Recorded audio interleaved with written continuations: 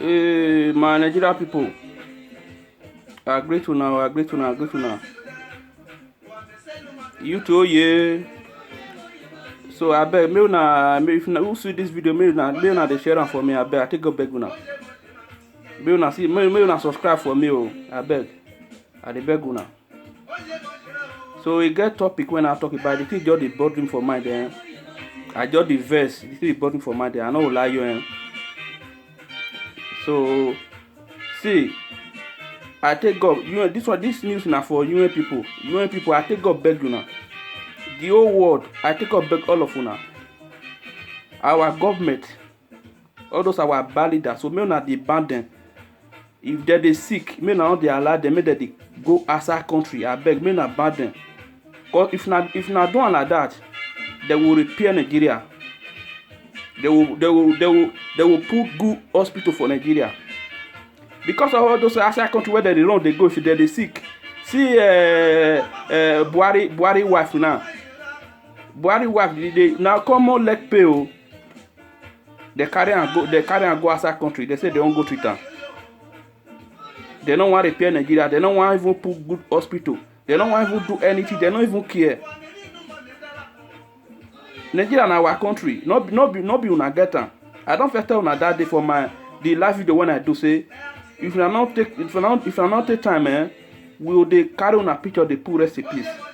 What did they do now? They don't repair Nigeria now. For common less pay. Now they will fly and go out. Now they spoil our money. Why not they spoil our money now? Common less pay. Even if person they sick or headache now, they go outside country.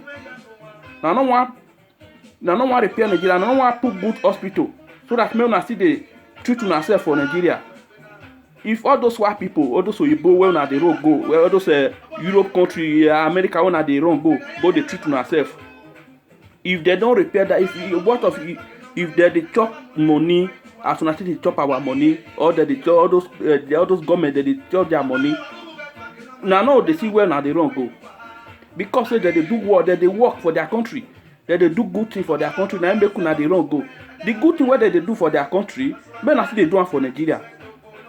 Not be saying now they travel. Now they travel. Now don't go all the whole world. Now know what they sup. But if na see Nigeria, if na reach Nigeria, now they do another thing. Now no want repair Nigeria. Now no want put good road. Road not there. No hospital. Boko Haram they doing yo. Fulani Esme they doing yo. What did they happen for Nigeria? I take God beg una. I beg. I take God beg una. I take God beg una. May now they allow all those alima. May now they allow them. If they won't go to another thing, now feel allow them. Now for business, so now feel allow not before. Say less pay or headache, anything at all. May now they allow them the entire country say they won't country themselves. But they better dap for that Nigeria. But if not do them like that, they no feel repair Nigeria. We no feel get good hospital for Nigeria. What did they solve now? We get all the old resources. Nothing when God already provide everything for us.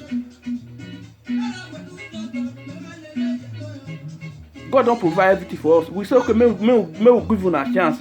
As a elderly man, say we now still get sense. I first say na no come get sense. May una leave am for youth. May una comot. May youth. If na youth wan rule Nigeria, may youth dey rule. May we know the difference of the old man and the young ones when they. We will know the difference. What did they solve? May we know the difference. May we know the difference now. What did they solve?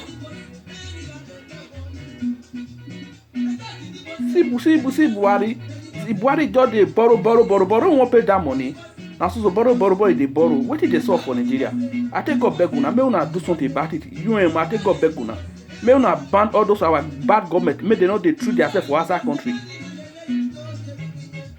If they don't want to go hospital, may they dapu for Nigeria there. May they dapu for them. I beg you see this message. May una share. I beg may una subscribe for me. I take God beg una. I come in peace. I go in peace. One love.